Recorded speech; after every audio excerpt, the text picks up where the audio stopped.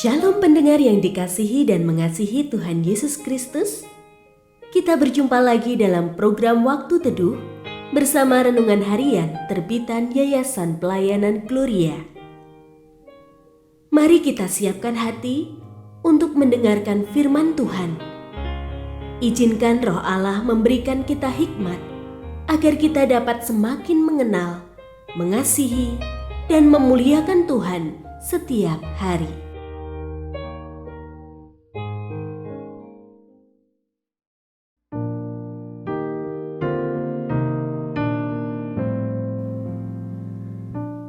Bagian firman Tuhan yang akan kita baca hari ini adalah dari Matius pasal 26 ayat 47 sampai 56. Saya akan membacakan sebagian daripadanya. Waktu Yesus masih berbicara, datanglah Yudas, salah seorang dari ke-12 murid itu, dan bersama dia serombongan besar orang yang membawa pedang dan pentung disuruh oleh imam-imam kepala dan tua-tua bangsa Yahudi. Orang yang menyerahkan dia telah memberitahukan suatu tanda kepada mereka. Orang yang akan kucium, itulah dia, tangkaplah dia. Segera ia mendekati Yesus dan berkata, "Salam Rabi," lalu mencium dia. Yesus berkata kepadanya, "Hai teman, untuk itukah engkau datang?" Mereka pun mendekat, memegang Yesus dan menangkapnya.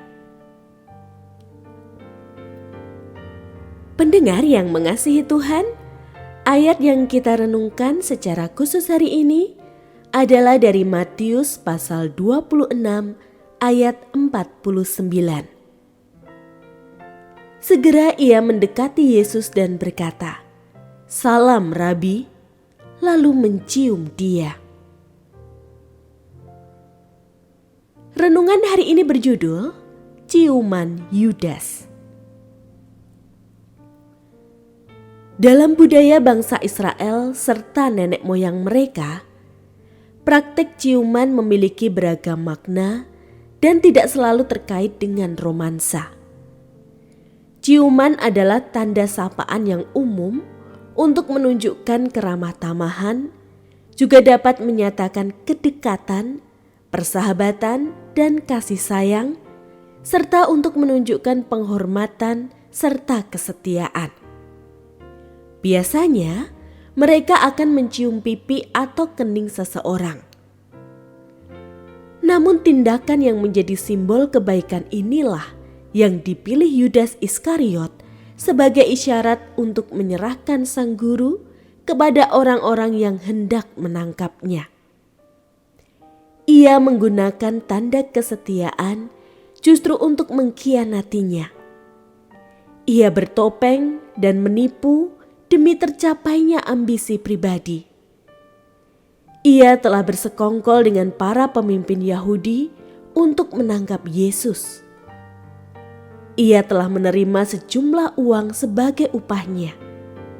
Lalu ia berlagak seperti seorang murid yang sangat merindukan gurunya, menyapanya dengan ramah lalu menciumnya. Pengkhianatan ini bukan hanya mengantarkan Yesus kepada penderitaan dan kematiannya di kayu salib, tetapi juga membuat Yudas binasa. Tindakan Yudas menunjukkan bahwa terkadang orang-orang terdekatlah yang paling berbahaya bagi kita jika mereka tidak memiliki ketulusan serta kasih yang murni. Ya, pengkhianatan orang yang kita percayai itulah yang paling menyakitkan. Kiranya kita belajar mengasihi dengan tulus, serta tidak gelap mata dengan tawaran menggiurkan yang dapat merusak integritas hidup kita. Mari singkirkan sifat manipulatif. Mari terus belajar menjadi orang-orang yang setia, yang menunjukkan rasa hormat yang tulus kepada orang lain, serta mencerminkan perilaku yang terpuji sebagai pengikut Kristus. Pengikut Kristus yang sejati tidak hidup secara manipulatif, melainkan menunjukkan kasih yang tulus dan murni secara aktif.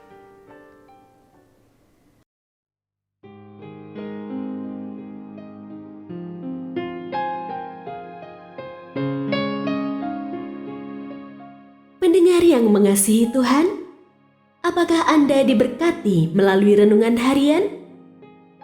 Jadilah berkat dengan mendukung pelayanan kami. Dukungan Anda dapat disampaikan melalui rekening Bank BCA nomor 4565008880 atas nama Yayasan Pelayanan Gloria. Informasi lebih lanjut mengenai renungan harian dapat dilihat di situs web kami renunganharian.net. Tuhan Yesus memberkati dan menjadikan Anda berkat di hari istimewa ini. Shalom.